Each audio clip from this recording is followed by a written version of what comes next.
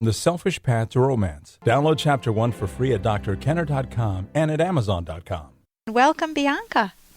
Hi, Dr. Kenna. How are you? Oh, very good. You're having problems as a newlywed? Yes. Yeah, tell me what's going on. Okay, so I'm going to give you an example. Like today, me and myself, we've been married, I want to say, for about 10 months. Right now, I am 8 months pregnant. So okay. We have our little one on the way. And it's just been difficult, I guess, because myself and my husband, we're young. We're 20. You're both 20 years old? Yes, ma'am. Okay.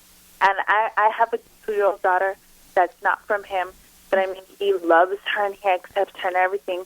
But just throughout our relationship, I went into a relationship knowing that I loved him and knowing that I was going to devote myself to him. And he was still, kind of sneaky and deceiving. Sneaky and deceiving? Oh, what are you talking about? Girls on the side? Yes, ma'am. What do you... Yeah? He was still talking to girls, and this throughout our marriage. This is when you were married?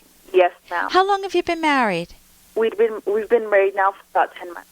Married for 10 months. Yes, ma'am. It's going to be a year in April. Yeah.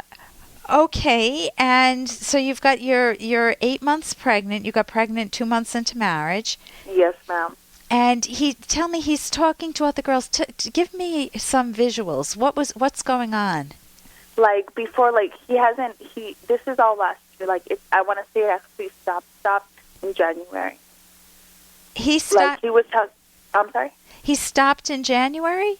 Yes, ma'am, in January, because I told him that I wasn't going to have it and that I was going to leave him and that we'd get divorced. That was fine. He's in the service. He's in the Army. Yeah. And I guess I gave him somewhat of a reality check. But I mean, he we're from 2 different states. He's from St. Louis, Missouri, and I'm from El Paso, Texas.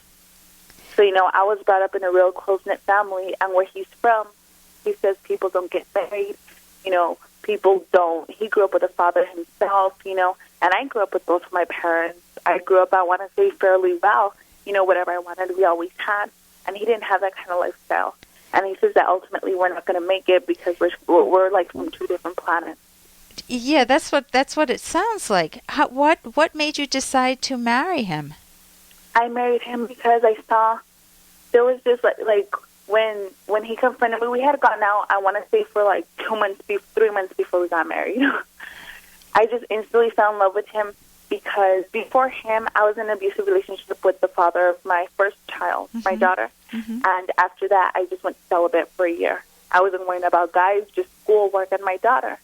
And when I met my husband, he was just so awesome and fun and loving. And it seemed like he was about me, and he was just so different. He wasn't from Texas. The boys that I'm used to, the same old, that don't have that. So he had a charge in life that you admired. Yes. He had an enthusiasm, a passion for life. Exactly. And he focused on you. Yes, ma'am. He was into you, as they say? Yes. At the time. And then how did he become interested in other women while he's interested in you? What's going on there? I guess he said that he had a lot of female friends, which I had a lot of male friends, but the thing is that I can have an actual platonic relationship with a male knowing that I don't want to get with them because I have self-control. Aside from all of that, I have respect for myself. And he's had sex with other women while married to you? No, ma'am. He doesn't have sexual relationships.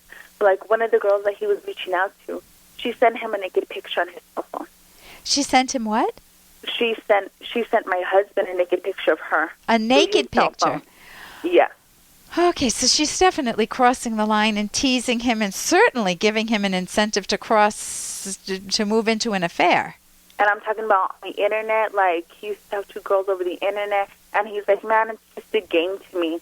And I'm like, how is our relationship a game? If you're doing things that is ultimately going to destruct our relationship, why would you play with fire if you're going to get burned? And what does he say to that? That's an excellent point.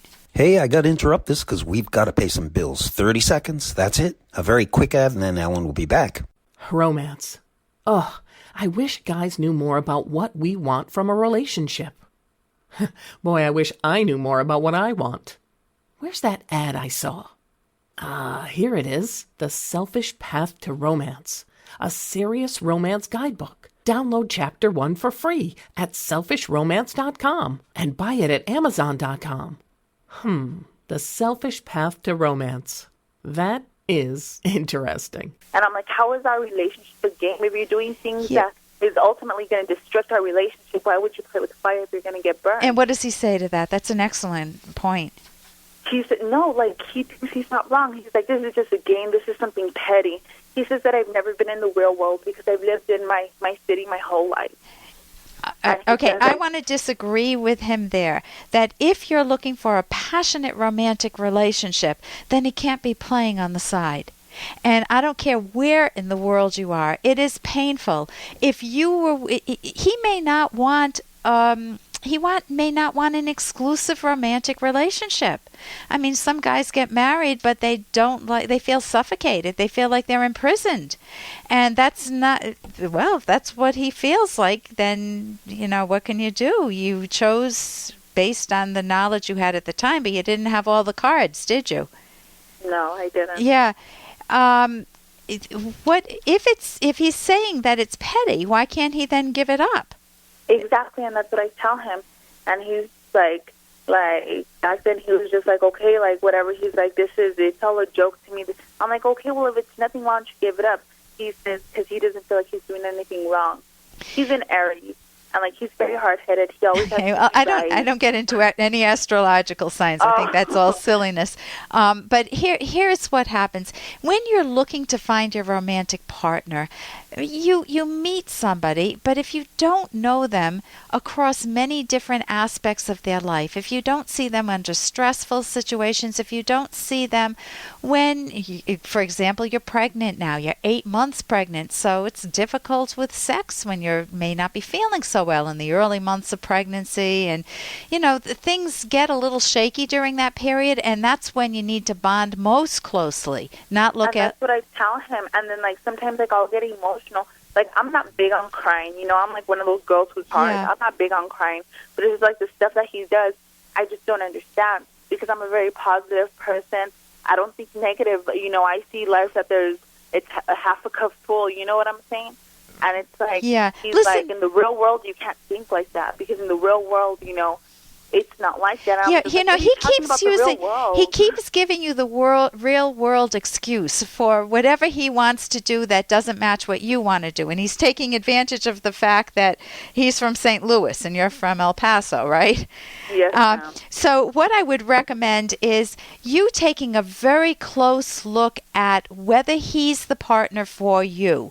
You can continue to communicate with him because maybe he'll grow up. Maybe he'll see that the real world, if he wants a real, genuine romantic world, not what many people do and have torn relationships and they hang together just because they're married and they have kids, but they're not happy with one another. You want to take your life seriously. Now, I know it will be hard for you. What are your options? If you were to leave him, where would you go? I guess because I really don't want to go back to my family because, like, my sisters are all older, but they live with my mom. And like everybody, like I said, my family's really tight-knit. Listen, we are right at the end of time. So here's what I recommend. You want to take your life seriously and ask yourself the question, is he good for me? If I'm chronically anxious, especially when I'm about to have a baby and I need his support most, is he the right partner? Communicate openly with him. Try to get yourselves into counseling if that's possible. There's a book, Couple Skills, and one of the first author is Matthew McKay that you can try and read. I think it's on my website, drkenner.com, drkenner.com, and I wish you a lot of success with this. I'm Dr. Ellen Kenner on the Rational Basis of Happiness. For more Dr. Kenner podcast, go to drkenner.com and please listen to this ad.